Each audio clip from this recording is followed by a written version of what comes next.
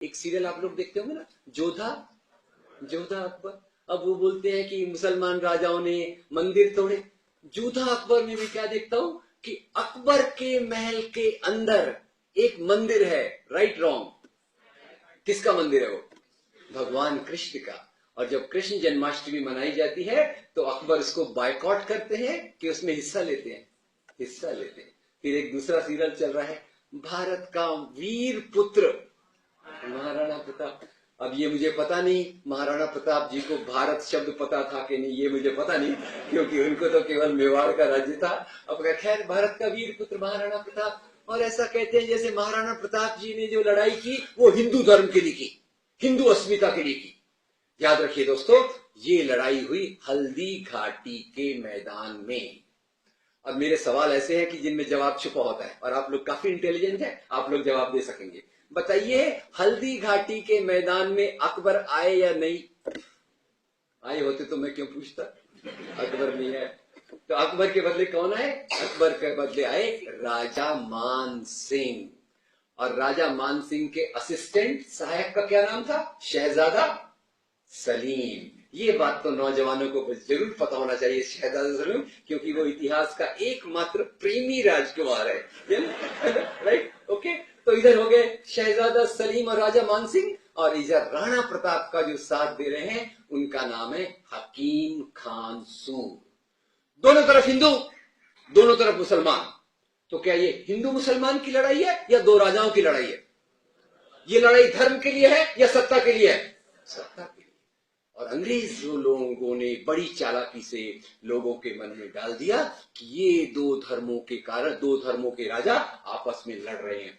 वास्तव में देखा जाए तो मध्ययुगीन काल भारत की मिली जुली सभ्यता, संस्कृति, साहित्य, कला, धार्मिक परंपराओं के मेल जोल का एक बहुत बड़ा उदाहरण है। इस युग में, इसी काल में ऐसी चीजें हमारे बीच में मेल जोल से बनी जिसका कोई जवाब नहीं मिलता। और इसमें मैं एक सरल से बात से शुरुआत करूंगा।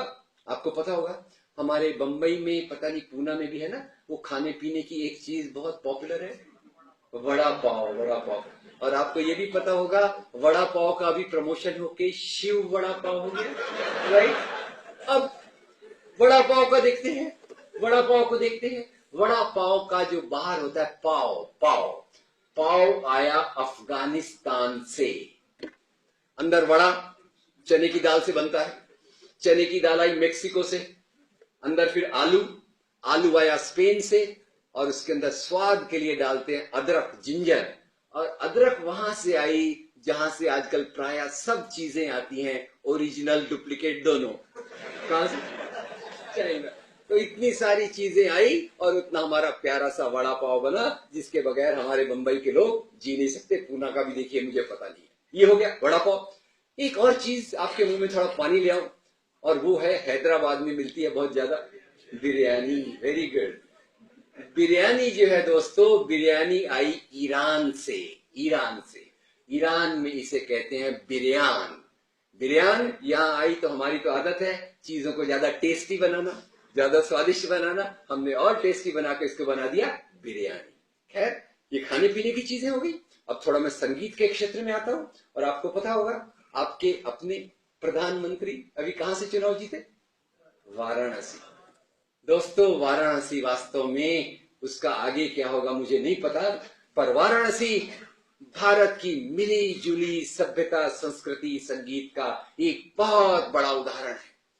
इसी वाराणसी में हिंदुओं की पवित्र नदी गंगा के किनारे हिंदू मंदिरों की सीढ़ियों पर बैठकर एक महान संगीतकार ने अपनी शहनाई बजाने की कला को विकसित किया। क्या नाम था उनका? उस्ताद बिस्मिल्लाह खान। अब उस्ताद बिस्मिल्लाह खान की इतनी प्यारी प्यारी कहानियां हैं। उनको हिंदू कहूं कि मुसलमान कहूं, सबसे ज्यादा मैं कहूंगा ये भारत की आत्मा का कोई प्रतिनिधित्व करता है तो इस प्रकार से नहीं करता। संगीत हो गया, फिर कविता। स्कूलों में हम कविताएं पढ़ते हैं, भाई एग्जाम में पास होना है कैसे तो भी, और फिर ऐसी पास तो हो गया एग्जाम में जो भी लड़खड़ाते हुए। पर बाद में 1992-93 के बाद मुझे याद आया कि मैंने स्कूल में भगवान कृष्ण के ऊपर कुछ कविताएं पढ़ी थी, और उन कविताओं के लिखने वालों के नाम मुझे याद आए। एक नाम जो याद ऑफकोर्स सबको आता है सूरदास, पर दो नाम मुझे और याद आए। एक नाम है रहीम खाने खाना, दूसरा नाम है रस खान। रस खान नाम है, रस खान। कविता किस पे लिख रहे हैं? भगवान श्री कृष्ण पे। पुरानी बात जाने दीजिए, आज पर आ जाता हूं फिर से। वो मेरी फेवरेट फिल्म लगान। लगान, और आपको पता होगा लगान में वो अपना क्रिकेट मैच का टेंशन और एग्जाम का टेंशन साथ साथ चलता है ना, दोनों बराबर टाइप के रहते हैं। Last but one day of the cricket match, गांव के लोग टेंशन में है। जब भी टेंशन में तो अपन जाते हैं पूजा पाठ करने। गांव के लोग भी पहुंच गए मंदिर। तो कौन से मंदिर गए?